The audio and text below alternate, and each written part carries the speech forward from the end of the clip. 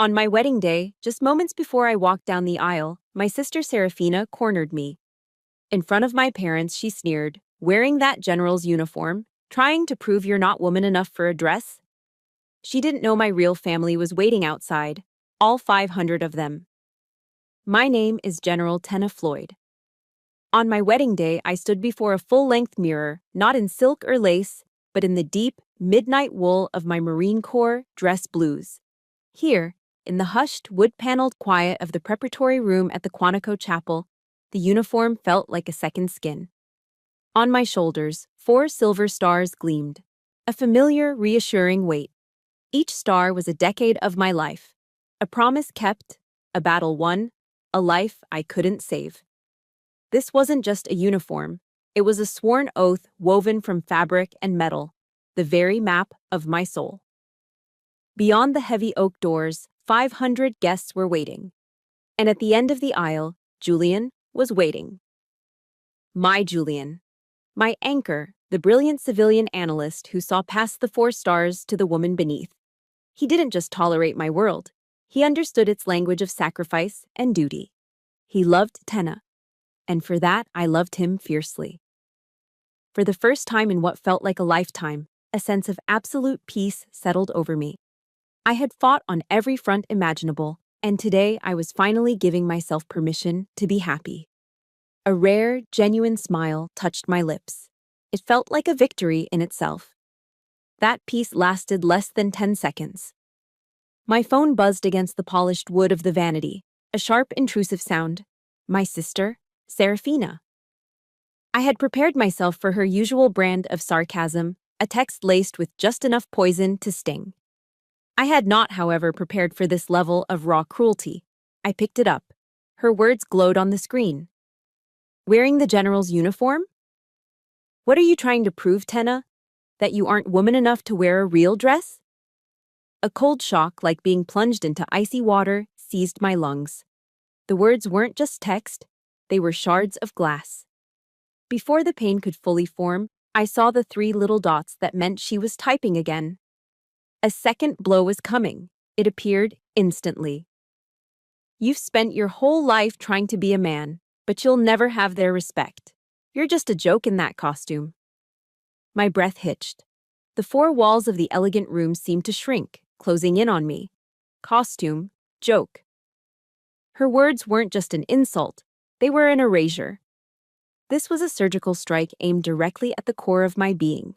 My identity, my gender, my life sacrifice, all dismissed with a casual flick of her thumb. It was a denial of my very womanhood on the one day I was supposed to celebrate it. Serafina's cruelty was the current that pulled me under. But it was my father who had opened the floodgates the night before. Her text made me remember his cold, impersonal call. He hadn't phoned to offer congratulations. His voice was that of the defense industry executive he was. The clipped, impatient tone of a man closing a deal he found distasteful. "Tenna," he'd started, forgoing any pleasantries, "your mother and I expect you to make a prudent choice tomorrow. My business partners will be in attendance. We can't have you turning your wedding into a military parade." I could hear the clink of ice in a glass on his end, the sound of business as usual. "Serafina is right," he continued, his voice flat. "It's garish. Wear a white dress. Be a normal woman for one day. Don't embarrass the family." "Embarrass them?" I'd whispered, the question hanging between us, heavy with the weight of my service. As if my honor, the very thing I had bled for, was a social liability.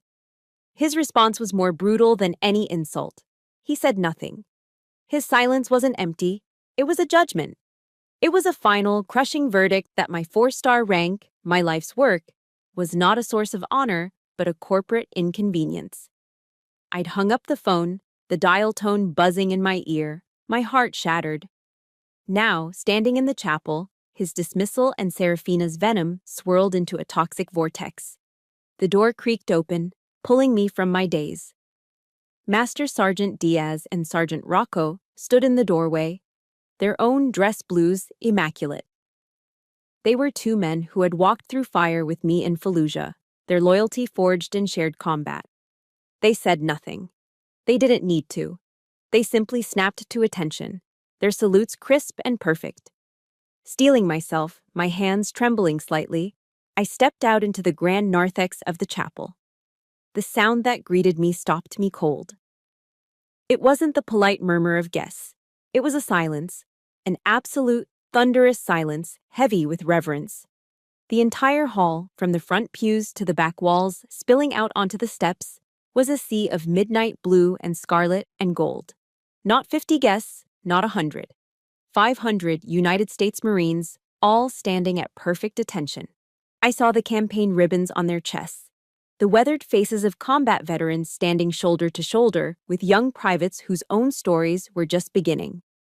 They had come from across the country, uninvited, answering a call no one had officially made.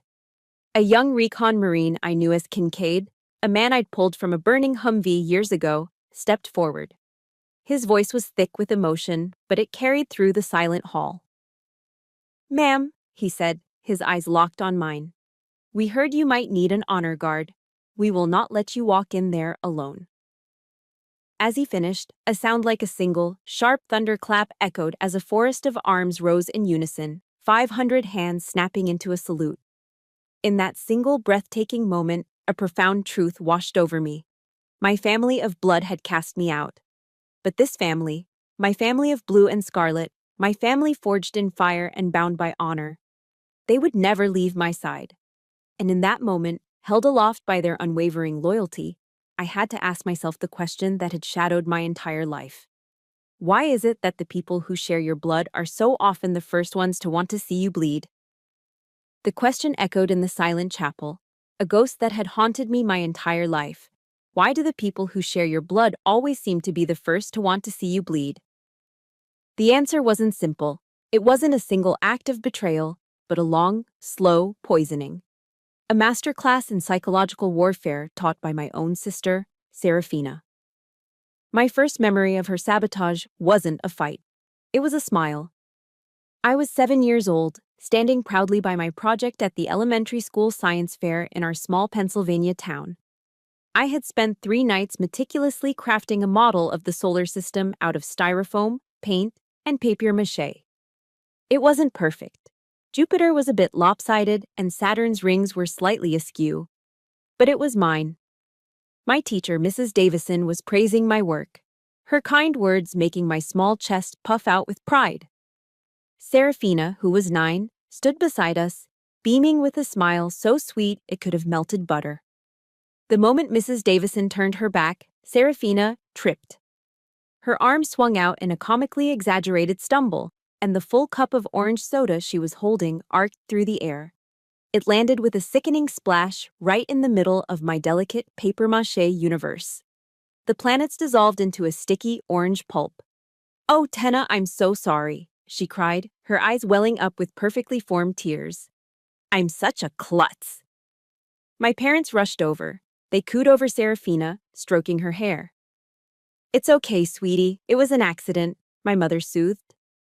Then they turned to me, my face streaked with my own real tears as I stared at the wreckage.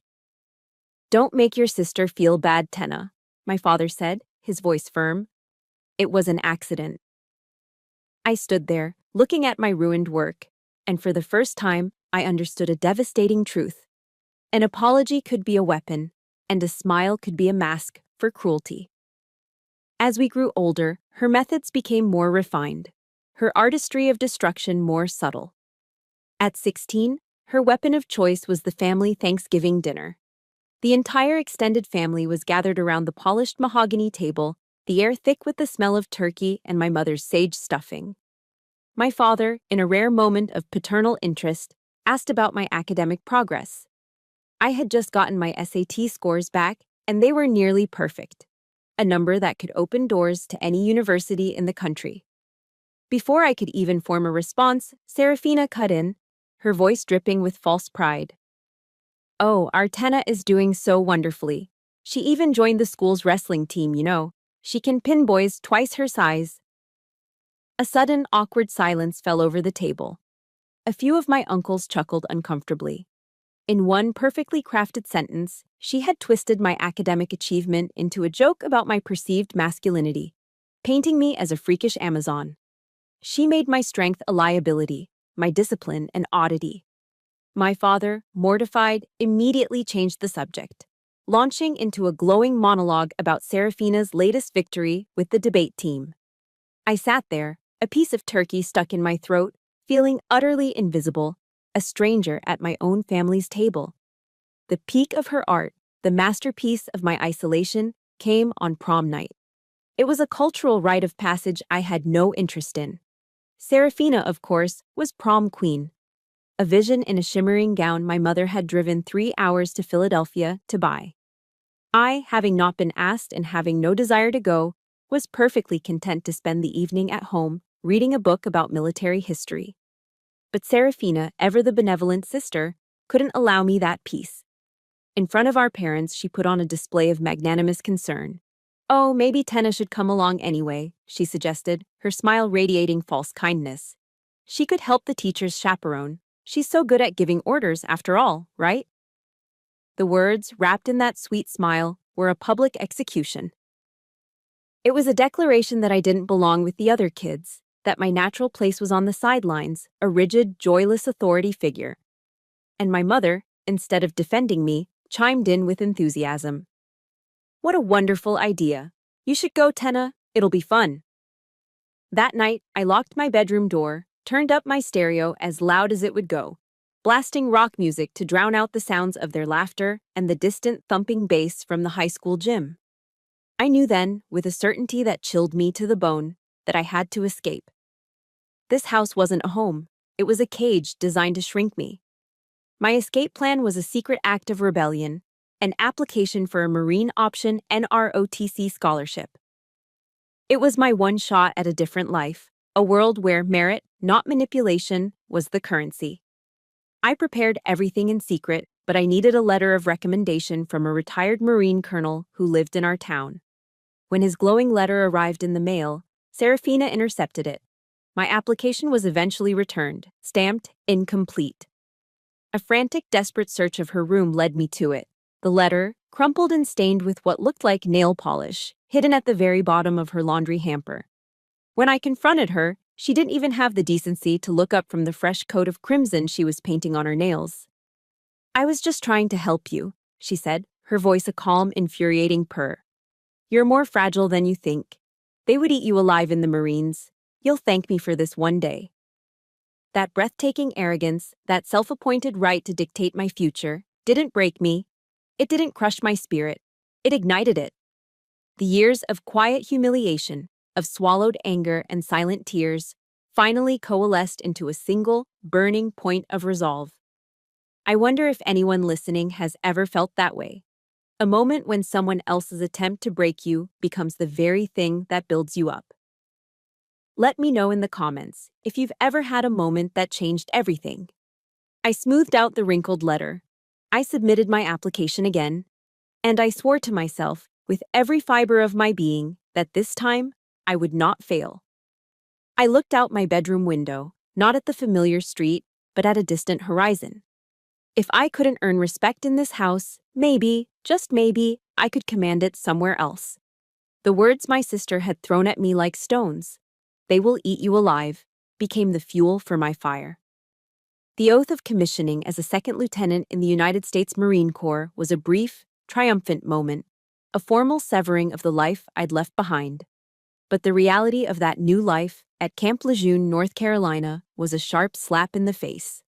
The thick, humid coastal air clung to everything, smelling perpetually of pine needles and salt marsh. The mornings began before dawn with the harsh, guttural shouts of gunnery sergeants, and every day was lived under the weight of scrutinizing, dismissive eyes. As one of a handful of female officers on base, I wasn't just a rarity. I was an anomaly. A question mark in their rigid, masculine world. In the mess hall, surrounded by the clatter of trays and loud conversation, I'd catch the whispers floating over from other tables. "Must be a diversity quota higher." During operational briefings, my tactical suggestions were often met with a polite, vacant stillness, as if I had been speaking another language entirely. My very presence was a disruption to their established order. They gave me a nickname, One I never heard to my face but felt in their sideways glances and the sudden silence when I entered a room. The Ice Princess. It was because I didn't join in their crude locker room jokes, because I maintained a professional silence instead of forced camaraderie. I ate alone, I studied alone, I ran alone. My family's parting shots had inadvertently given me a gift, a total indifference to being liked. I wasn't at Camp Lejeune to make friends. I was there to command their respect, and I knew I couldn't win it in the gym. I couldn't outbench press them, couldn't beat them in a brawl. So I resolved to outthink, outwork, and outlast every single one of them. My battle wasn't one of muscle. It was a quiet, relentless war fought with numbers, strategy, and sheer, stubborn persistence. I was the first officer to arrive at the battalion offices each morning, the smell of stale coffee my only welcome, and the last one to leave long after the Carolina moon had risen. While the other lieutenants were blowing off steam at the bars in Jacksonville, I was in the base's combat simulation center, running tactical scenarios over and over until the digital battlefield felt more real than my own Spartan barracks room. My tactical reports were flawless, my logistical plans airtight, every detail cross-referenced and verified. I learned to field strip my M16A4 service rifle in complete darkness, my fingers moving with a blind, mechanical certainty, until the weapon felt less like a tool and more like an extension of my own arm. I didn't waste energy on words. I didn't argue or explain. I let the results of my work scream for me. The true test, the trial by fire, came during a grueling 3-day land navigation course set deep within the swampy, unforgiving forests of coastal North Carolina. It was a rite of passage, designed to break you down and see if you could find your way back. My nemesis was a fellow lieutenant named Decker, a swaggering, smug officer who seemed to take my existence as a personal insult.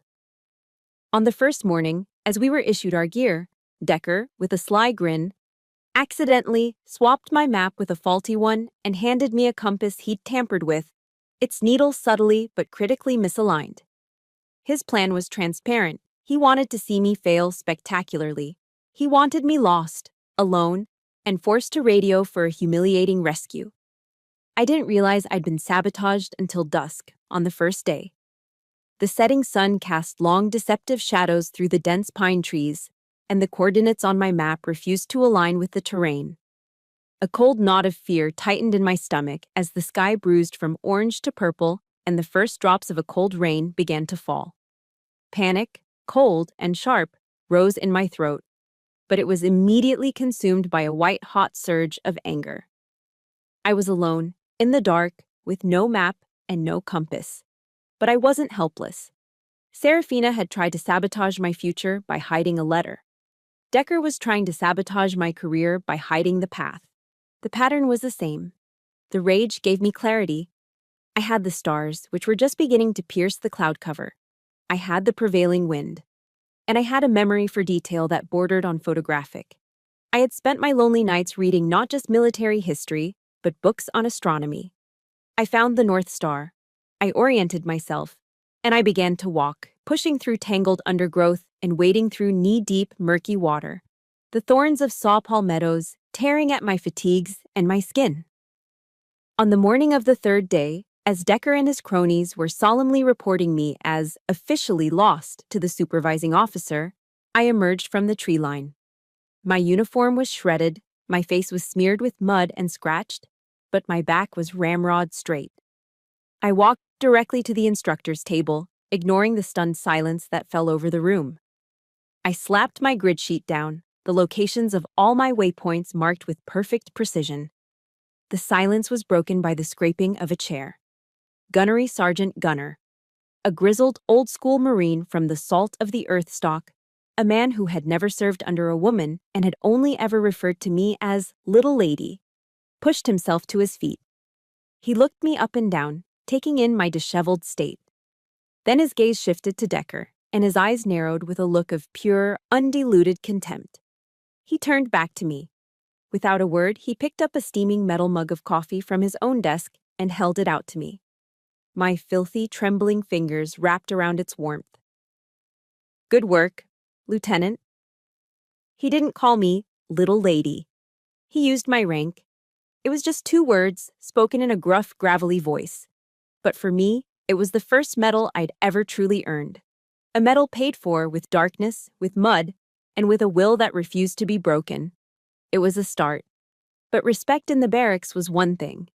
I had to wonder, what about on the battlefield? The respect I earned in the pine forests of North Carolina was just a prelude. The battlefield has a way of stripping away all pretense, of testing respect not with words, but with blood.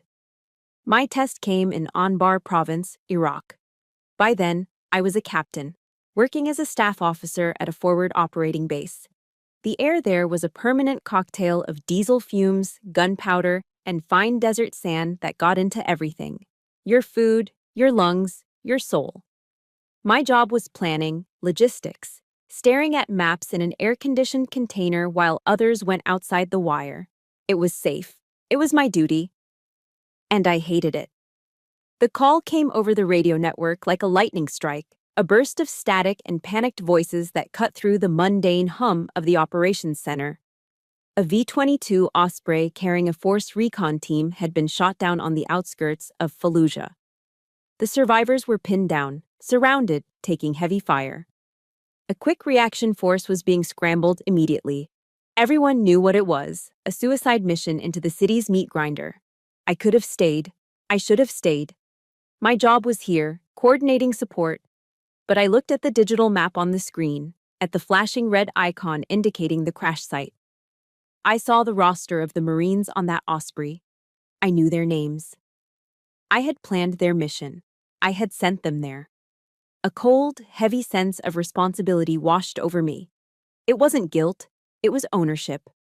I grabbed my rifle, slapped on my helmet, and ran out into the blinding Iraqi sun. I jumped onto the last Humvee in the rescue convoy, ignoring the shocked look on the face of the platoon commander. There was no time to argue. We plunged into the city. Fallujah wasn't a city, it was a maze of death. Narrow, dusty alleyways turned into kill zones without warning. The air filled with the constant, high-pitched buzz of bullets, like a swarm of angry hornets. The crack of sniper fire echoed off the concrete buildings, making it impossible to tell where it was coming from. Then, the lead Humvee in our column was hit by an RPG. The world erupted in a deafening roar of fire and shrapnel. The convoy ground to a halt, a sitting duck in the middle of the street. Panic began to ripple through our radio net. I could hear it in the clipped, frantic voices. I could hear the desperate calls from the pinned-down recon team. Then I heard the voice of Sergeant Rocco, normally the calmest, most unflappable Marine I knew. It was trembling. "We're taking fire from all sides. We can't hold this position." In that moment, something inside me shifted. I was no longer a staff officer. I was no longer the ice princess. I was a Marine. I keyed the command channel, and my own voice boomed through the radio, a cold, clear growl that cut through the chaos. "All call signs, this is Valkyrie. Establish a 360-degree perimeter, now." Gun trucks, suppressive fire on those second-story windows. "Rocco, give me a sit rep on your casualties." My voice didn't betray a hint of the fear coiling in my own gut. That calculated calm, that assertion of control, pulled them back from the brink of chaos. It gave them a direction. Through the dust and smoke, I saw him. Master Sergeant Diaz, his leg bleeding badly, was trying to drag an unconscious Marine from the burning wreck of the lead Humvee. Enemy fire was converging on their position, kicking up plumes of dirt all around them. He was going to die there. There was no thought process, no weighing of options. A line from a Sunday school lesson my mother used to read aloud flashed through my mind. "Greater love has no one than this, to lay down one's life for one's friends." I was out of the Humvee and sprinting before I even registered the decision. The ground around me erupted as bullets stitched a path toward me. A piece of shrapnel, hot and angry, slammed into my shoulder. The force of it nearly knocked me off my feet, and a searing pain shot down my arm. But I saw the look in Diaz's eyes, the desperation of a good man trying to do the impossible. I gritted my teeth against the pain, reached them, and together we hauled the unconscious Marine behind the cover of a low wall just seconds before the Humvee's fuel tank exploded in a massive fireball. As I collapsed against the wall, gasping for breath, I felt a pair of eyes on me. From a rooftop across the street, providing cover fire, Sergeant Rocco had seen the whole thing. I woke up stateside, in the sterile, white world of Walter Reed. The pain in my shoulder was a dull, constant throb, a reminder of the fight. But it was nothing compared to the quiet in the ward. The other wounded Marines in the room, men with injuries far worse than mine, no longer looked past me. The whispers were gone. The dismissive glances had been replaced by something else, something I hadn't seen before, a quiet, solemn respect. A few days later, Sergeant Rocco, a fresh scar tracing a line across his cheek, walked into my room. He didn't say much. He just placed a cold can of Coke on my bedside table, the red and white of the can a stark contrast to the drab hospital sheets. "Thanks, ma'am," he said, the word ma'am sounding different than it ever had before. It wasn't just a formal address. It was an acknowledgement. Later, I started hearing it. A new name, spoken in hushed but appreciative tones by the nurses, by other Marines who came to visit. It wasn't Ice Princess. They called me Ironclad. Ironclad. A name born of fire and smoke and a split-second decision in a dusty street in Fallujah. That name, given to me by the men I had fought alongside, became my true identity. It was more precious than any medal, more valuable than any star on my shoulder. It was a name I had truly earned. The weeks I spent at Walter Reed National Military Medical Center were a strange paradox of pain and peace. My shoulder ached with a deep, grinding throb, a constant reminder of the shrapnel still embedded near the bone.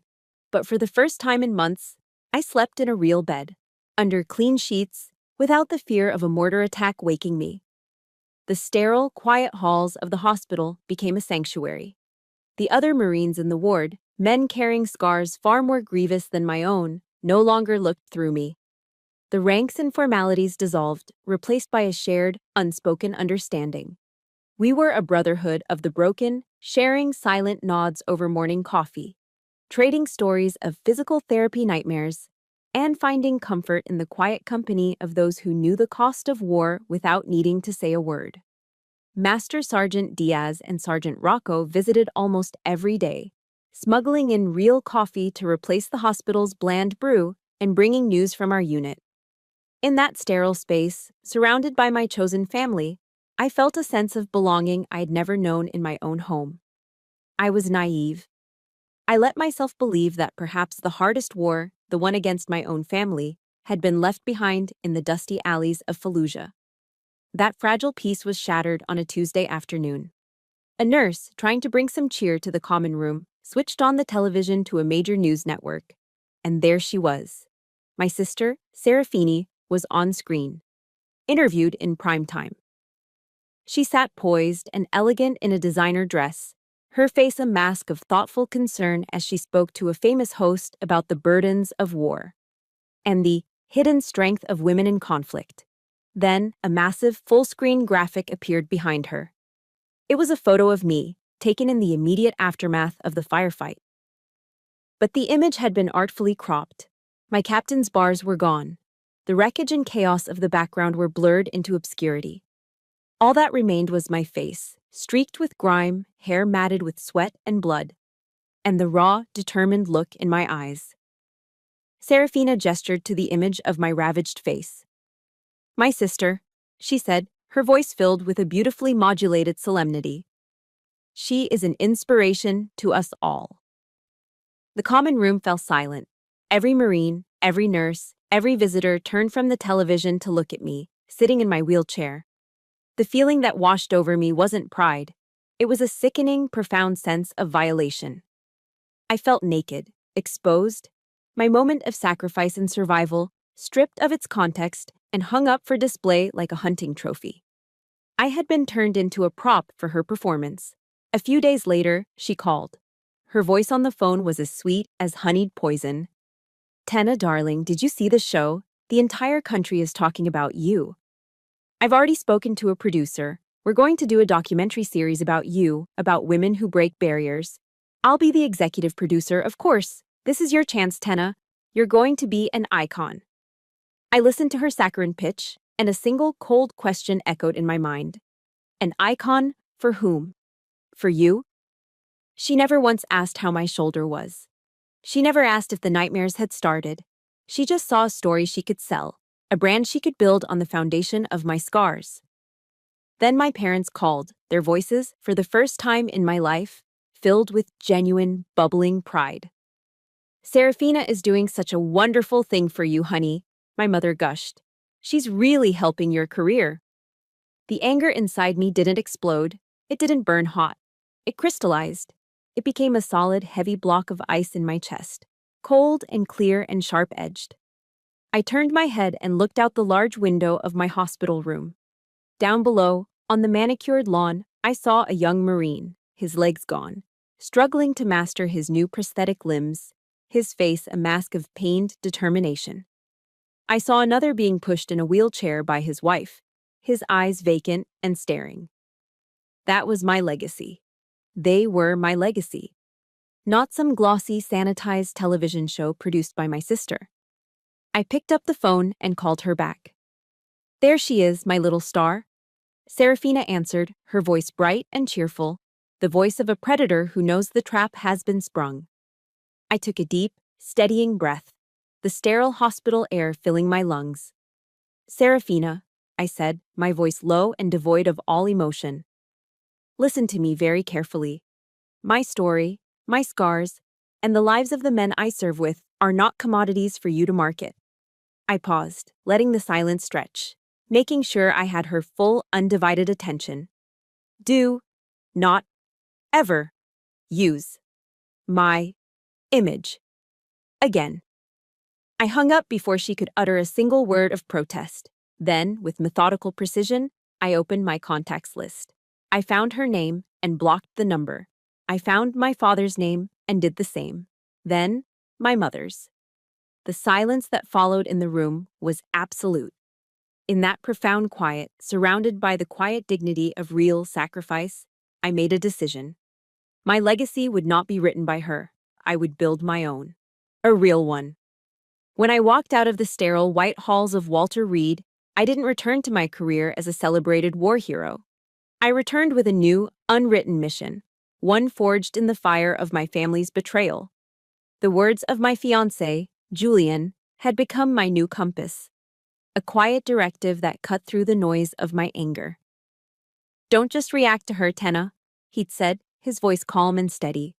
"Build something she can never touch." So I did.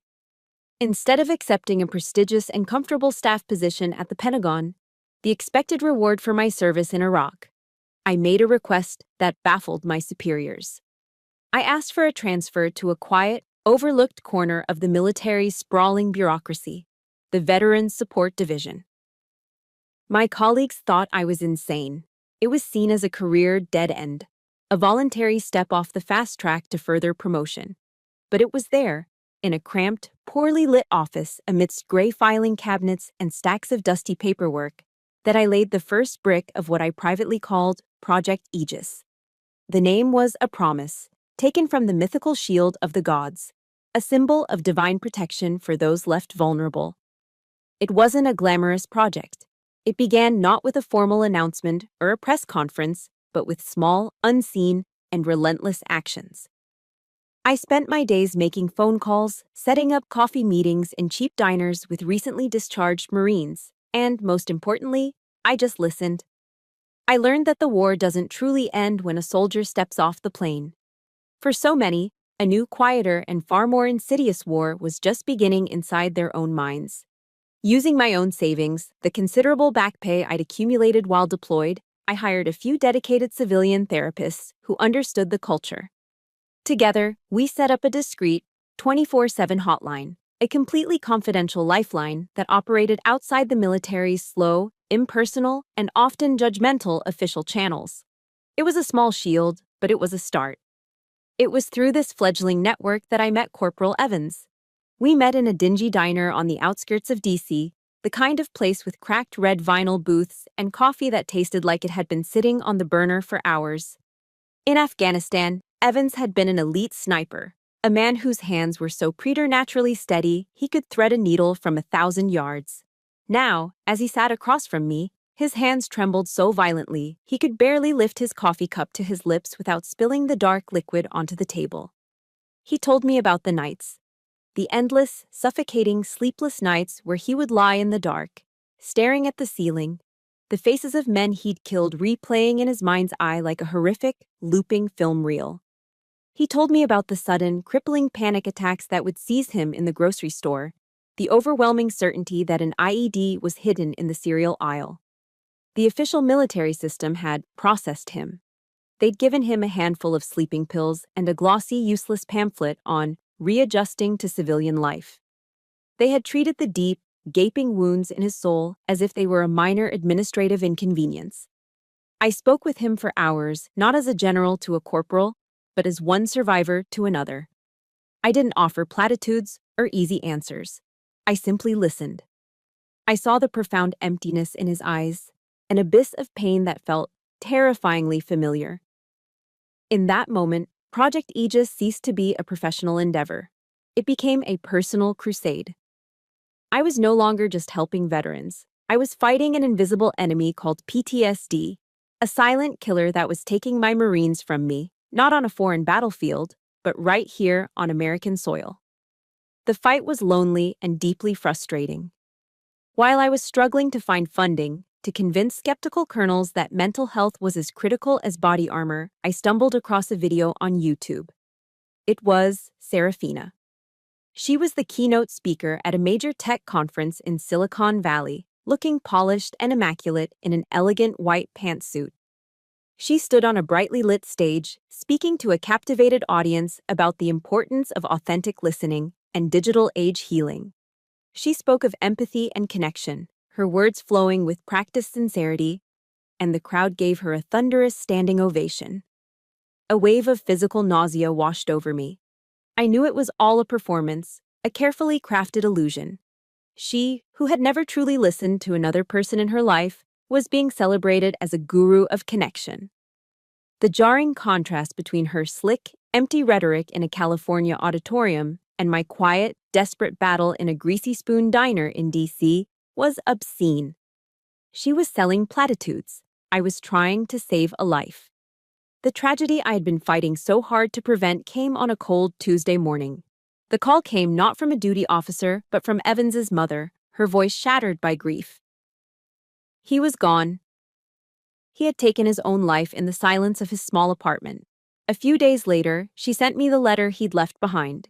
It was filled with apologies to his family, with words of pain and despair that were hard to read. And then, at the very end, there was a single line addressed to me. General Floyd was the only one who ever made me feel like I was seen, even just for a moment. The words on the page blurred through my tears.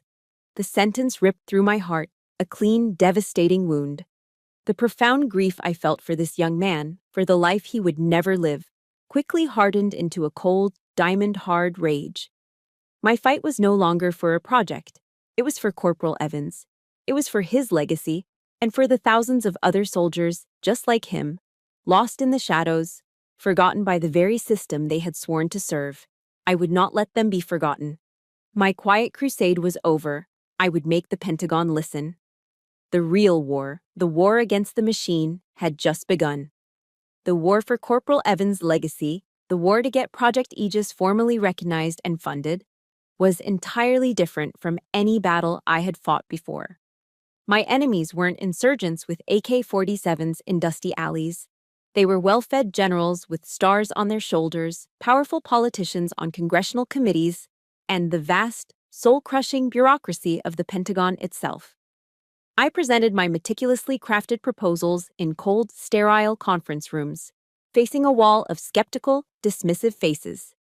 They would listen politely, their fingers steepled, and then dismantle my life's new purpose with bureaucratic jargon. It's too expensive, General. It's not in the current budget cycle. This falls outside our strategic priorities. The most painful refrain was the one unspoken but clearly implied.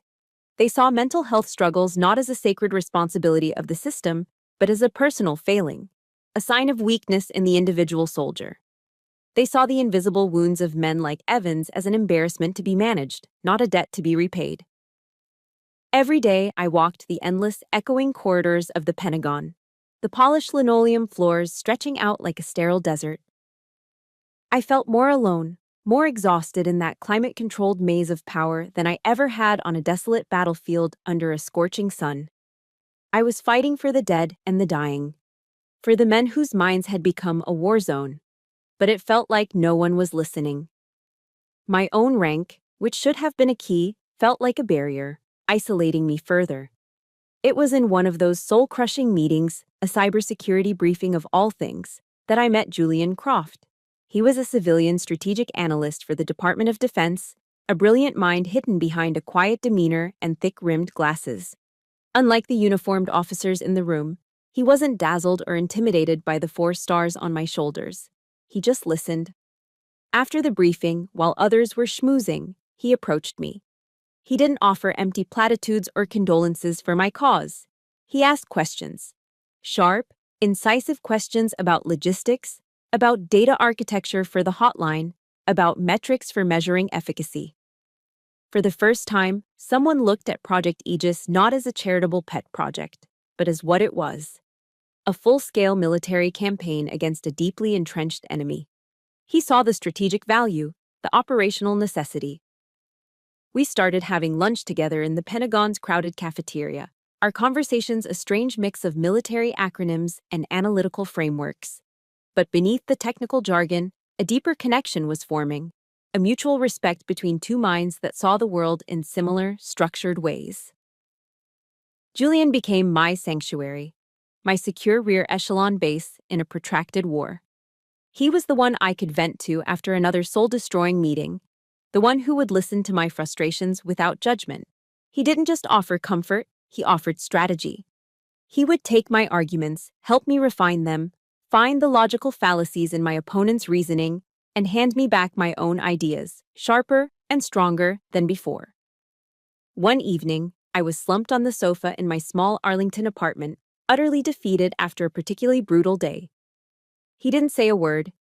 He just sat down beside me, handed me a mug of hot tea, and said quietly, "Attrition warfare is a valid strategy, General. Just keep showing up. They'll break before you do." Our love didn't blossom from flowers or fancy dinners. It was built in the trenches of shared battles, forged in the fires of intellectual respect. He proposed to me one Tuesday night in the most wonderfully unceremonious way imaginable. We were in our kitchen, making pasta together, the air filled with the smell of garlic and basil. He paused, a wooden spoon in his hand, and looked at me with that calm, steady gaze I'd come to rely on. "Should we make this official?" he asked, as if suggesting we buy a new piece of furniture.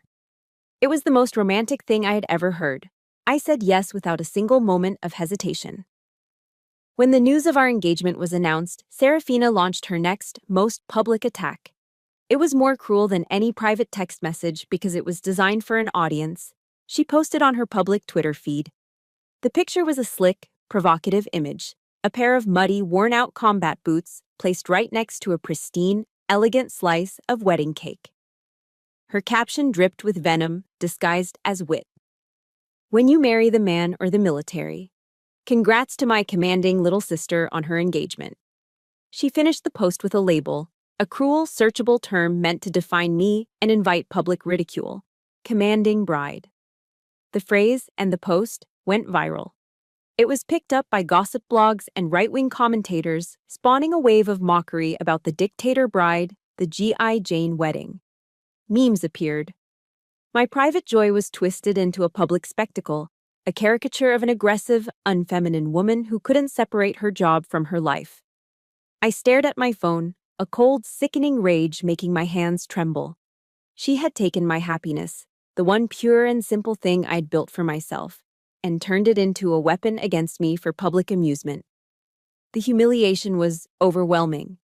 But as I sat there, reeling from the blow, I remembered Julian's words. I remembered the faces of the men in my unit, and I realized something profound. This time, I wasn't alone. Serafina's tweet ignited a firestorm, just as she'd intended. But the fire didn't burn me. It forged an army at my back. For a few agonizing hours, the mockery she had curated with her cruel, commanding bride label festered online. a digital stain I felt personally. But then something incredible, something powerful, began to happen. A counter-offensive, launched not from a command center, but from the living rooms, offices, and hearts of the American military community. Military spouses, grizzled veterans, and active duty soldiers I had never met took her label and claimed it as their own. They turned her insult into a rallying cry. The hashtag General Bride started trending on Twitter, followed by Botsi Dress Blue Wedding and Ironclad's Honor. Photos flooded social media. Women in uniform on their wedding days, their faces beaming with pride.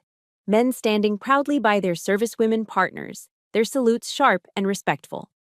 My official Pentagon email was inundated with hundreds of messages, not just from Marines I knew, but from soldiers, sailors, and airmen from every corner of the country, all with the same unwavering message: we stand with you. They offered to fly in on their own dime to stand guard at my wedding. The uniform, the very symbol Serafina had tried to weaponize as a mark of shame, had become my flag. A banner under which all the respect I had bled for was now gathering into an undeniable force. My only public response to the storm was a single, defiant act of quiet dignity. I posted a clean, simple photo of my dress blue uniform, hung and ready, on my private Instagram account. The caption was 7 carefully chosen words. This is what honor looks like. The day of my wedding arrived, a crisp, brilliant autumn day in Virginia. The historic chapel at Quantico was packed to the rafters, not with my father's business partners or Serafina's media friends, but with a tidal wave of uniformed service members. It wasn't 50, it was 500. 500 men and women in their immaculate dress uniforms, a breathtaking sea of midnight blue and scarlet and gold. They filled every pew, stood shoulder to shoulder in the aisles, and spilled out into the narthex, their presence a silent, powerful testament. They had come on their own, no invitations required.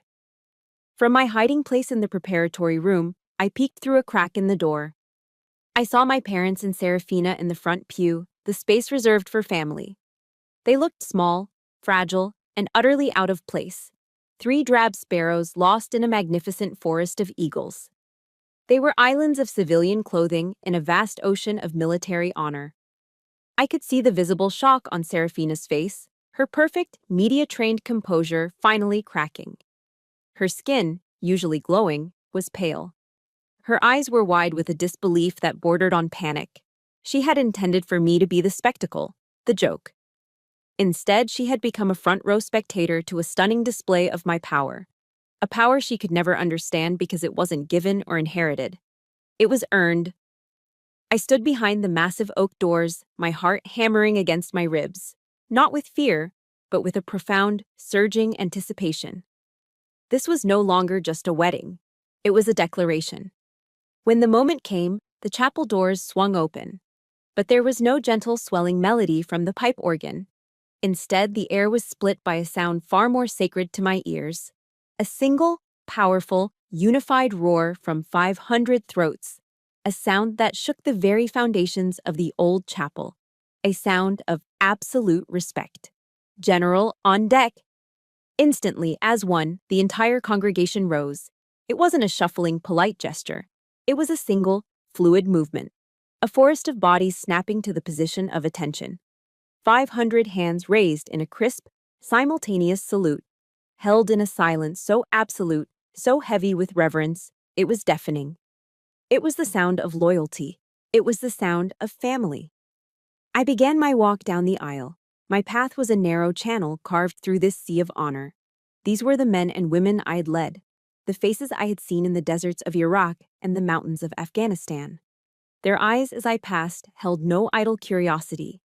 They held allegiance, they held respect, they held a fierce, protective love. I kept my gaze fixed forward on the calm, smiling face of Julian, my partner, my equal, my safe harbor. I did not spare a single glance for my blood family. In that moment, surrounded by my true family, they had ceased to matter. Our vows were as unique as our partnership. In the quiet of the chapel, we didn't promise riches or obedience. We promised to be each other's forward operating base in times of conflict and each other's secure rear echelon in times of peace. We swore an oath to be partners in every campaign life would throw at us. When the chaplain pronounced us husband and wife, the applause was thunderous. As we turned to walk out, a new honor awaited. An arch of sabers had been formed, but it wasn't the traditional six-man detail.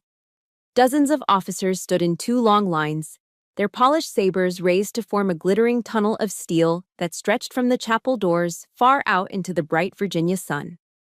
Walking through that archway of honor, hand in hand with Julian, the sounds of celebration ringing in my ears, my eyes scanned the crowd. I caught a glimpse of Serafina. She was standing near the back, no longer in the family pew, but on the periphery, an outsider looking in. She wasn't clapping. Her hands were clenched at her sides, her face a pale, frozen mask of defeat. Our eyes met for a fraction of a second. Then, like a ghost fading in the daylight, she turned and simply vanished into the dispersing crowd. She had lost. She hadn't been defeated by a single word of mine. She had been defeated by the truth of my life, a life she could never diminish, and a family she could never touch. Our wedding reception wasn't held in a fancy hotel ballroom with crystal chandeliers. It was held in a cavernous aircraft hangar on the base, the only place large enough to contain my real family. There were no elegant round tables with floral centerpieces. Instead, long, simple folding tables were lined up in rows, and coolers filled with ice and beer were stationed every few yards. The air was loud, not with a string quartet, but with booming laughter, with war stories being retold, with the vibrant, chaotic energy of people who had lived life at its most extreme. Marines came up to me and Julian all evening, but not for formal congratulations. They came to share a piece of their lives with me. Master Sergeant Diaz, the man I'd pulled from the burning Humvee, grasped my hand in both of his grip firm. "Thank you for being at my wife's funeral last year, ma'am," he said, his voice thick. "You flew halfway around the world. I'll never forget that." A young female pilot, no older than 25, told me that my story was the reason she had found the courage to join the Marine Corps aviation program. This wasn't a wedding reception. It was a living testament to my true legacy, one built not on grand titles, but on 1,000 small, unseen acts of leadership and loyalty.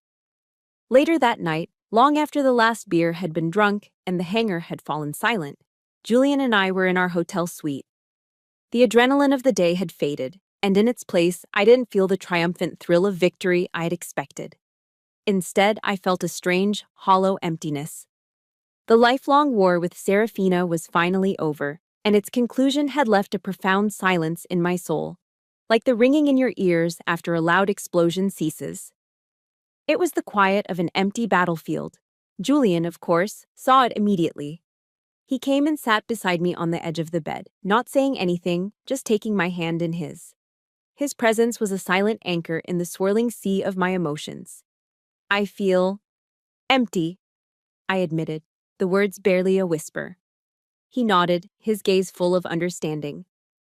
"Every war has an aftermath, Tenna," he said softly. "You've been conditioned to fight for so long. Now, you have to learn how to live in the peace you've won." His words were simple, but they cut to the heart of it. I had won. But victory had also come with a loss. The loss of a sister, even a toxic one. The final, definitive death of a hope I hadn't even realized I was still clinging to. A quiet, aching sadness settled over me, not for the woman Serafina was, but for the little girl inside me who had once, a long time ago, desperately wanted a real sister to share her secrets with. My parents had slipped away right after the ceremony, without so much as a goodbye. Their departure was less of a surprise and more of a quiet confirmation of what I already knew. The next morning, I sat alone by the window, watching the calm gray waters of the Potomac River flow steadily toward the sea. I took out my phone and opened my contacts list. I scrolled to their names, father and mother. I had kept their numbers for years, through every deployment, through every silent holiday, holding onto a microscopic sliver of hope that one day they might call just to say they were proud. But that day would never come. Their actions at my wedding were the final proof. I took a deep breath, a long, slow exhale that felt like I was releasing decades of pent-up waiting. Then, I performed a small symbolic ritual of liberation. I deleted their numbers. There was no anger, no hatred, just a quiet, serene acceptance. It was time to stop waiting for something that would never arrive. It was time to write the final chapters of my story, untethered from their approval. Just as I pressed delete on my mother's contact, an email notification pinged on my screen. My heart clenched. The subject line was a single, jarring word. Serafina. I braced myself for another attack, another volley of vitriol.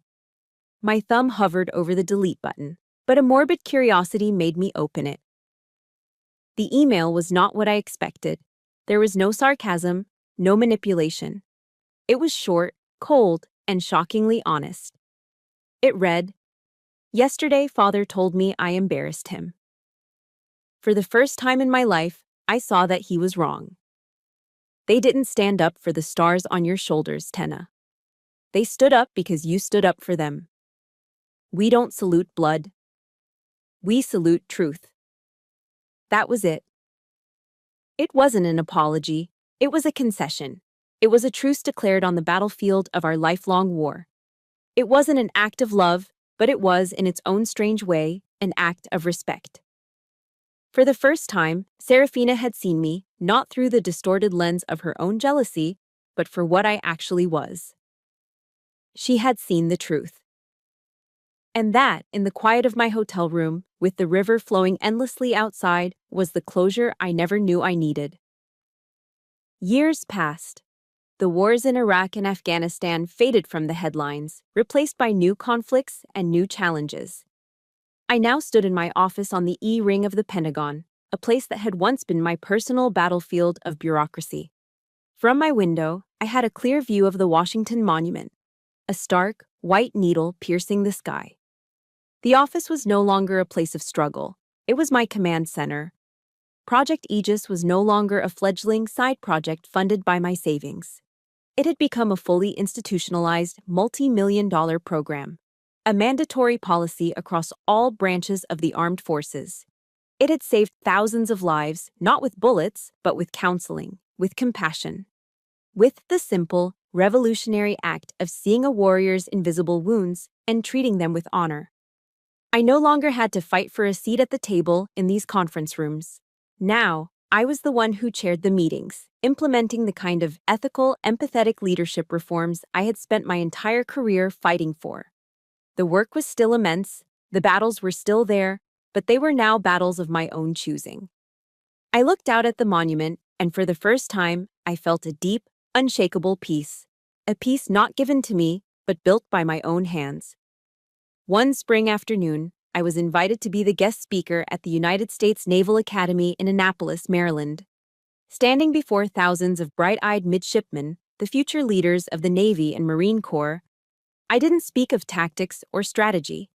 I didn't recount tales of battle. I spoke about the true cost of leadership, about the profound sacred responsibility a commander has for the mental and spiritual well-being of their troops. I spoke about Corporal Evans.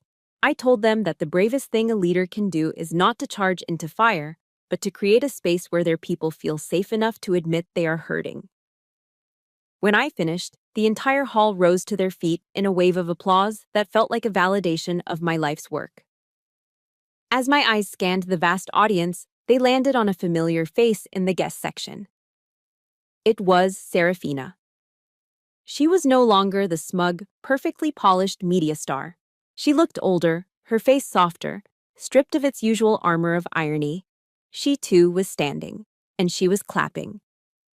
Our eyes met across the crowded hall for a long moment. No words were exchanged, none were needed. It wasn't forgiveness, it was something more honest. It was respect. A respect that had been paid for with a lifetime of pain and persistence. After the speech, as I was shaking hands, a young, sharp-looking Marine captain approached me. She had a firm handshake and a pair of eyes that shone with unwavering determination.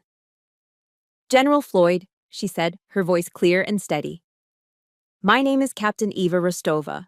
My father is Master Sergeant Diaz." My heart seemed to stop for a beat. I remembered Diaz vividly. his desperate eyes in the smoke of Fallujah. He told me the story of the day you saved his life more times than I can count, she continued, a small smile playing on her lips. He said you were the definition of what a leader should be.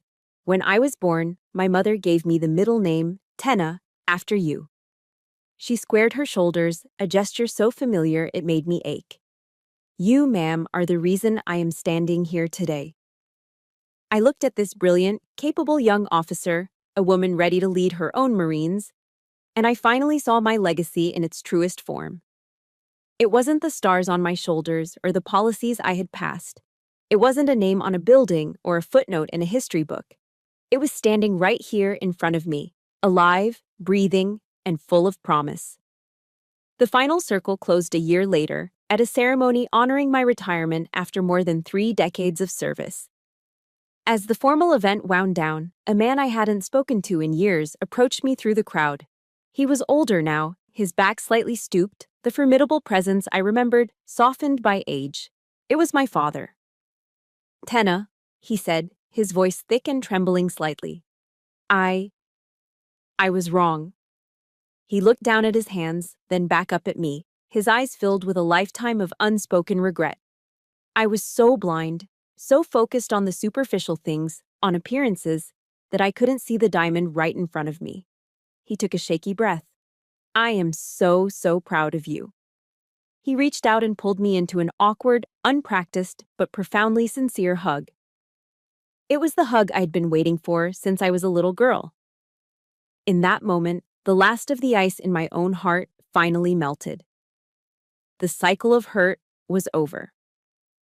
That night, sitting quietly beside Julian, I found myself thinking back to Serafina's email from all those years ago. I remembered the final, stark line, "We don't salute blood. We salute truth." I smiled, a real, peaceful smile. She had been right. My life had been a long, brutal, and beautiful campaign to prove that very point. And I realized then that the sweetest revenge, the most profound victory, wasn't about winning at all. It was about truth. It was about forgiveness. And it was about the quiet, unshakable strength you find in standing tall in your own honor, showing others that they can do the same. My journey taught me one profound lesson. You are the sole author of your own honor. The voices from your past or your present that try to diminish you can be loud. But the truth of who you are, forged in your own fires, is always louder. This story is my truth. But I know I'm not alone in fighting these battles. So many of us have had to build our own chosen families and define our own success against the odds. If you believe in the power of stories that give strength to the resilient, I invite you to become part of our community here at Chosen Revenge. Please like this story if it touched you, and subscribe so you never miss another chapter in our shared journey. Thank you for listening.